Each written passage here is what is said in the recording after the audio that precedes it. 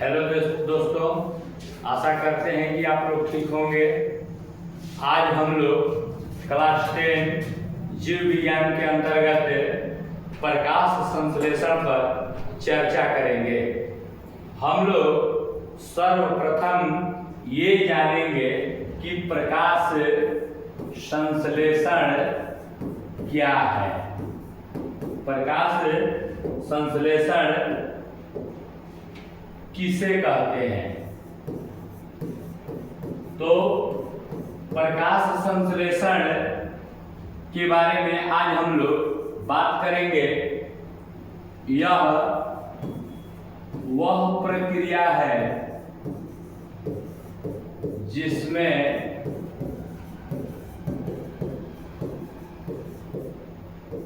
सूर्य के प्रकाश carbon dioxide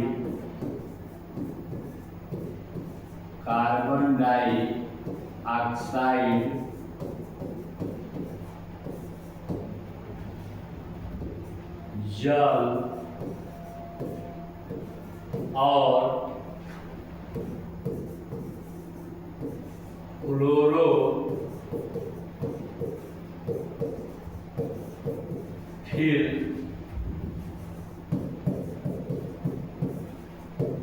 की सहायता से कार्बोहाइड्रेट का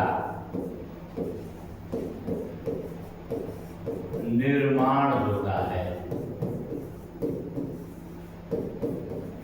हम इस परिभाषा को कई तरीके से बोल सकते हैं।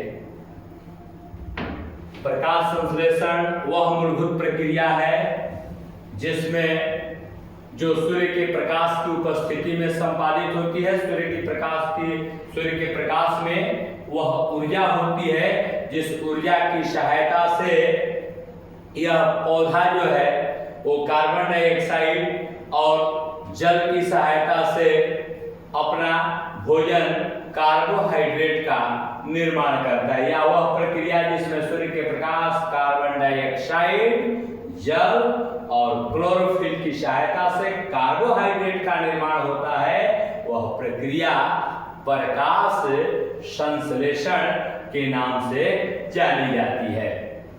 अब प्रकाश संश्लेषण के रासायनिक समीकरण देखेंगे। रासायनिक समीकरण में क्या होता है? तो 6 भाग कार्बन डाइऑक्साइड और 12 भाग जल होता है। सूर्य का प्रकाश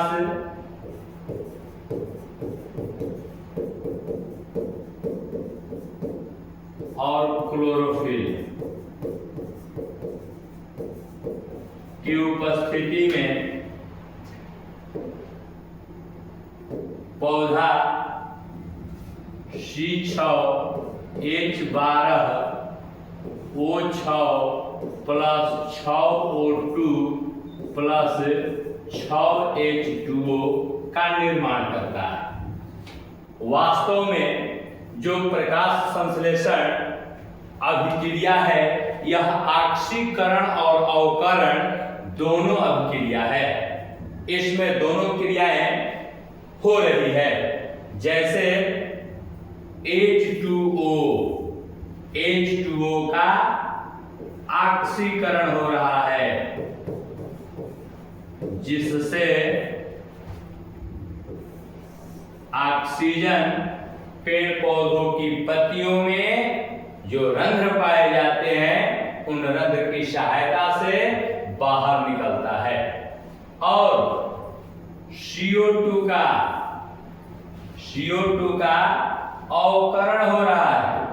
CO2 का अवकरण हो रहा है और इस अवकरण में ग्लूकोज का निर्माण हो रहा है या कार्बोहाइड्रेट का निर्माण हो रहा है। कार्बोहाइड्रेट का निर्माण हो रहा है।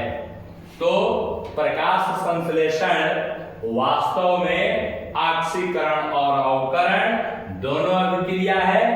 ऑक्सीकरण H2O का हो रहा है जिससे ऑक्सीजन की प्राप्ति होती है, और जब CO2 का अवकरण होता है तो ग्लूकोज का निर्माण होता है, जिसको कार्बोहाइड्रेट के नाम से भी जानते हैं।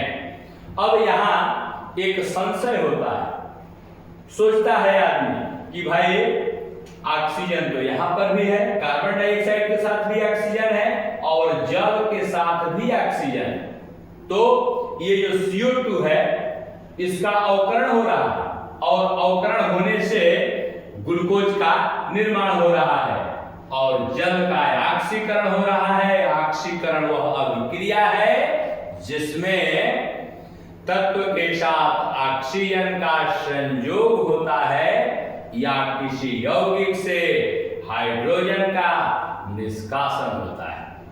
तो यहाँ H2O का ऑक्सीकरण होने से ऑक्सीजन उपोत्पाद के रूप में पेड़ पौधों की पत्तियों में जो रंध्र पाए जाते हैं, जिसको स्टोमाटा बोलते हैं, उससे बाहर निकलता है और CO2 का अवकरण होने से ग्लूकोज या कार्बोहाइड्रेट का निर्माण होता है।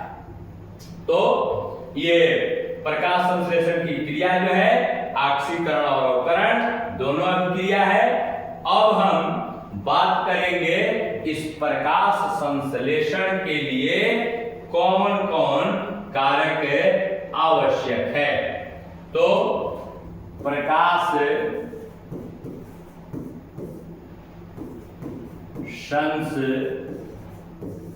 संश्लेषण के लिए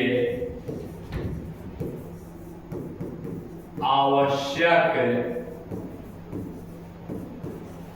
कारक।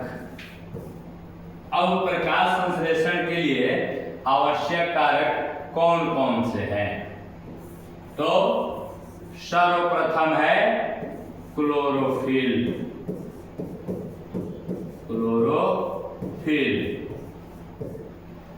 दूसरा है सूर्य का प्रकाश।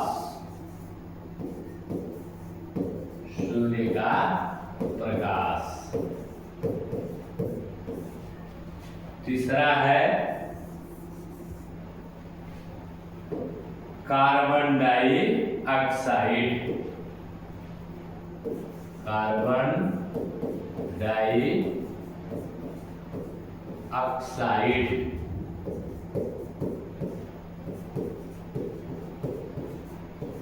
और इसका चौथा भाग है जल।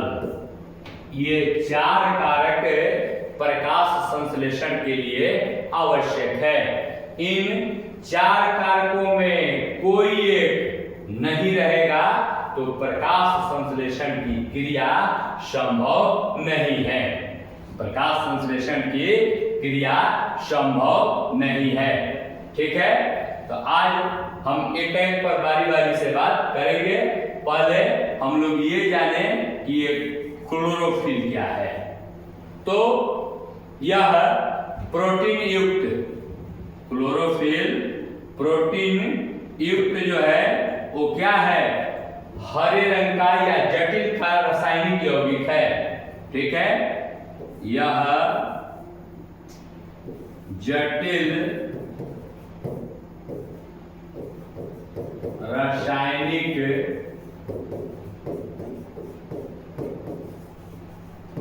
यौगिक है जो प्रोटीन युक्त होता है। इसके कारण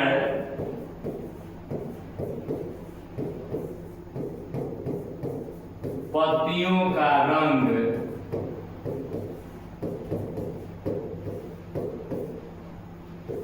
हरा होता है।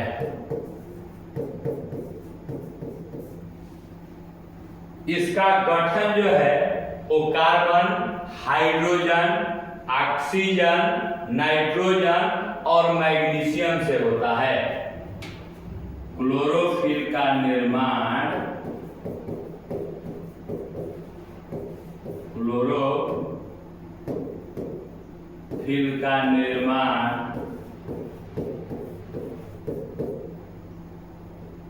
कार्बन, हाइड्रोजन, ऑक्सीजन, नाइट्रोजन और मैग्नीशियम से होता है। अब इस क्लोरोफिल का सूत्र होता है, इस क्लोरोफिल का सूत्र होता है। तो इस क्लोरोफिल का सूत्र होता है, क्लोरोफिल का सूत्र जैसे आपको बताया गया कि कार्बन होता है, हाइड्रोजन होता है, ऑक्सीजन होता है, नाइट्रोजन होता है और मैग्नीशियम होता है। इसमें मैग्नीशियम का एक भाग होता है, नाइट्रोजन के 4 भाग होते हैं, ऑक्सीजन के 5 भाग होते हैं, हाइड्रोजन के 72 और कार्बन के 55 भाग होते हैं। C55, H72, O5, N4, Mg। ठीक है। इसमें जो मैग्नीशियम होता है वो केंद्र में पाया जाता है। पूछेगा कि पत्तियों में कौन सा तत्व है, पत्तियों के क्लोरोफिल में कौन सा तत्व पाया जाता है, तो उसका नाम क्या होगा, मैग्नीशियम। ये मैग्नीशियम कहाँ पाया जाता है, तो केंद्र में पाया जाता है। अब इस क्लोरोफिल पर हम चर्चा करेंगे कि क्लोरोफिल कितने प्रकार का होता है। तो क्लोरोफिल का सूत्र होता है C55, H72, O5 और N4, Mg। पौधे के जिन सेल में यह क्लोरोफिल पाया जाता है वह प्रकाश संश्लेषी भाग होता है। क्लोरोफिल के घटक कौन कौन से हैं, क्लोरोफिल के घटक कौन कौन से हैं, तो क्लोरोफिल के घटक 4 हैं। अब 4 घटक भाई कौन कौन से हैं, तो chlorophyll A, chlorophyll B, chlorophyll B. इसके बाद कैरोटीन, कैरोटीन। इसके बाद जैंथोफिल होता है, जैंथोफिल होता है। अब क्लोरोफिल ही वह वास्तविक अणु है जिसमें सूर्य के प्रकाश को संग्रहित करने की क्षमता होती है। इसमें कौन कौन सूर्य के प्रकाश को अवशोषित कर सकता है, ठीक है, तो क्लोरोफिल ए और बी। इसी क्लोरोफिल ए और बी के कारण पत्तियों का रंग हरा होता है। ठीक है। स्थलीय पौधे, स्थलीय जो पौधे होते हैं वो कार्बन डाइऑक्साइड कहां से ग्रहण करते हैं, तो स्थलीय पौधे कार्बन डाइऑक्साइड वायुमंडल से ग्रहण करते हैं।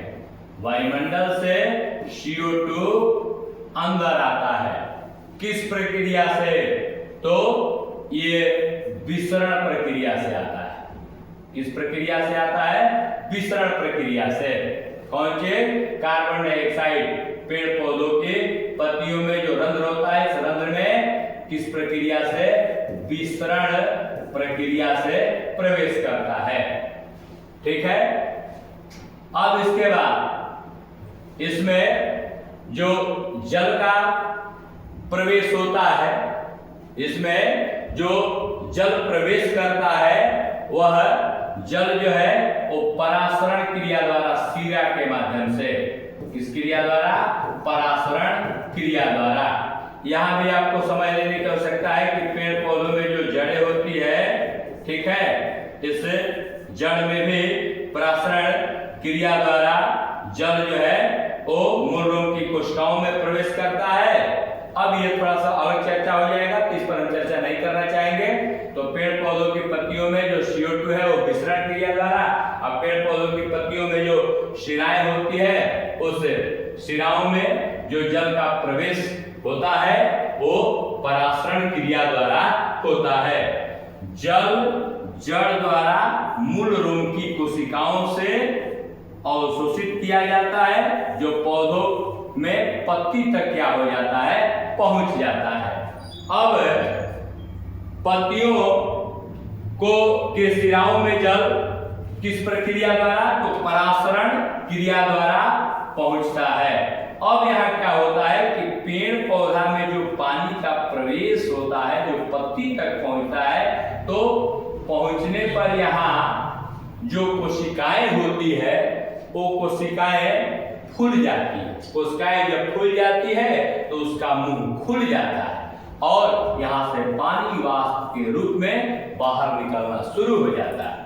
अब पानी वाष्प के रूप में जब बाहर निकलना शुरू हो जाता है तो धीरे धीरे इन कोशिकाओं से पानी बाहर निकल जाता है और ये कोशिकाएं सिकुड़ जाती है और ऑटोमेटिक होता क्या है कि इन कोशिकाओं का मुंह बंद हो जाता है।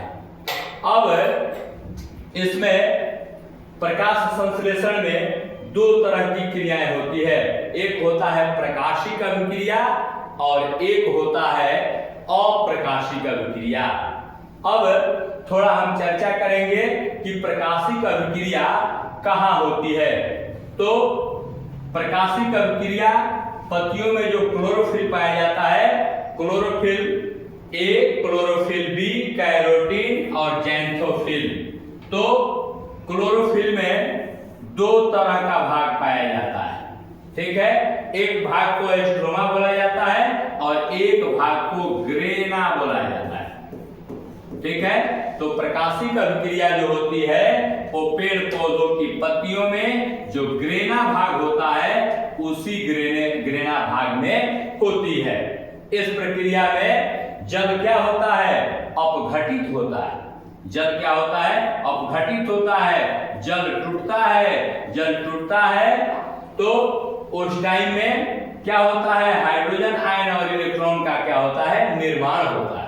अब हाइड्रोजन आयन और इलेक्ट्रॉन का निर्माण होता है, इसके लिए एनर्जी कहां से मिलती है? जल को तोड़ने के लिए तो सूर्य के प्रकाश से मिलती है। इस क्रिया में ऊर्जा निकलती है जो एटीपी अणु और NADPH के रूप में संचित होती है। और यही जैसे हम बताएं कि प्रकाश संश्लेषण में प्रकाशिक अभिक्रिया होती है। प्रकाशिक अभिक्रिया में क्या होता है? तो पेड़ पौधों की पत्तियों में जो ग्रेना भाग होता है, ग्रेना भाग में ही होता है। इस प्रक्रिया में जल अपघटित होता है और इस जल को तोड़ने के लिए ऊर्जा जो है वो सूर्य के प्रकाश से मिलती है। इस क्रिया में जो ऊर्जा बनती है वो एटीपी अणु और NADPH के रूप में संचित रहती है। यही अप्रकाशिक अभिक्रिया